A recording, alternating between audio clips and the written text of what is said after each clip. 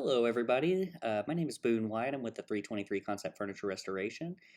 Thanks for tuning in today. Today we are doing a touch-up on an accent chair, and we are using some products known as Blendall powder stains. And um, we'll get into that more here in just a moment, but starting out, I'm just cleaning up where I'm going to be mixing my paint. As you see, I was mixing a green paint before, and that is definitely not the route we are going today. So I'm using what's called Will Pro to clean it up a little bit, and that's also what I'll be using to mix with my Blendall powder stains, and that is basically going to give me a padding finish that I can use to touch up the chair. So the difference between these pigments and just using regular stain is something that soaks into the wood. These pigment powders, once you mix them with a padding finish like Will Pro, it will build up on top of the finish. So a lot of the times, if you have filled in the wood on a repair with just a regular wood filler that doesn't stain, or if you're doing a repair on top of a surface, this is what you would want to use because it doesn't soak into that material, it builds on top of it. So as you see here, I'm doing some mixing. This is, I can't remember what color, I believe this is called wheat. And then I usually mix a little bit of an orange to go with it. As you'll see here in a second, you'll see the finish we're trying to achieve. But anyways, Mohawk is the company who makes these, Mohawk Finishing. Um, there are a couple of websites that you can use to order their products. I believe if you search Mohawk Finishing products, you'll find it fairly easily. They have great descriptions of what each product does. They have videos in a lot of cases of the product being used. So it's a very helpful website. You can order them directly from these websites, and it'll be something you can use to do some repairs. So as you see here, this is the repair area that we are after to repair. We did some fill work on the back side of that, re-glued it, and as you see, there's a lot of epoxy built up on there. I've sanded it down already and prepared it for the pigment powders. But basically what I'm mixing there, I'm trying to get as close as I possibly can to that base layer. When you get into mixing stains and powders like this to blend, I always try to aim for the lightest color that you see on your chair because you can build up and achieve that darker color in a couple different ways. So you always try to get that underlying color first, in my opinion. That's the route I go, and it's been fairly successful. And this may take you a couple tries, especially if you're a beginner.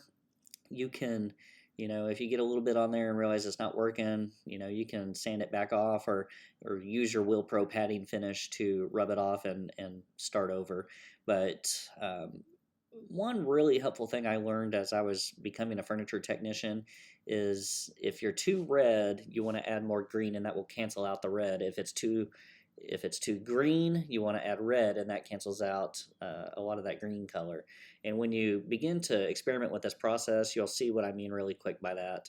Um, but this is a really fun process. It's very rewarding when you learn how to do it, and it works successfully. But as you see, as I'm brushing it on there, it didn't soak in. So I think you'll see what I mean by the difference between this and an actual stain. So it's a little bit similar to a gel stain if y'all use that to do repairs.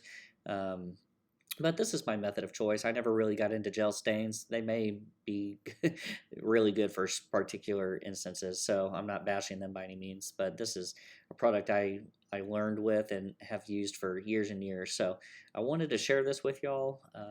This is something I would recommend probably more for the furniture repair professional, not necessarily a DIYer or somebody just trying to do one in their home, because the expenses can really add up when you're trying to get these materials and tools. Um, if you look on Mohawk's website, you can see that the shipping cost alone for hazardous materials like this can really add up. So, but usually as you see here, I did a base layer, went in there with my green finishing pad and sanded it down just a little bit. And what I'm going to do now is I'm going to mix up a little bit more color and you can see it needs to get just a little bit more brownish and a little bit maybe even on the darker orange side of things. So um, I usually get as close as I possibly can with these Blendall powders, and if you can get close or semi close, you can use Mohawk's lacquer aerosol toners to get you the rest of the way. So, um, if you're a professional finisher, refinisher, I would highly recommend checking with Mohawk and getting some of these kits. Their wood touch-up kits. They have great stain markers. They make a really good epoxy putty that you can use. There's all kinds of products, burn-in, fill sticks, that kind of thing. So I would highly recommend looking into them if you're a professional refinisher and finding what they offer and talk to them. They even offer classes if you're interested in that kind of thing. They aren't cheap, but there's a lot that goes into it, and you will you will learn a lot. And I think it would pay itself off pretty quick if you're interested in that. So um, but anyways, that pretty much concludes our video for today. Just wanted to give y'all a glimpse of how these pigment powders work and how they can be utilized. I'll try to do some videos in the future of these as well, and I don't quite show the full process of my clear coating and blending it all the way. So, but if you got some value out of this, I hope you'll hit that like button and subscribe to the channel to see future videos, and hit that notification bell so you get updates on our videos as well. But thank y'all so much for tuning in, and we hope to see y'all next time.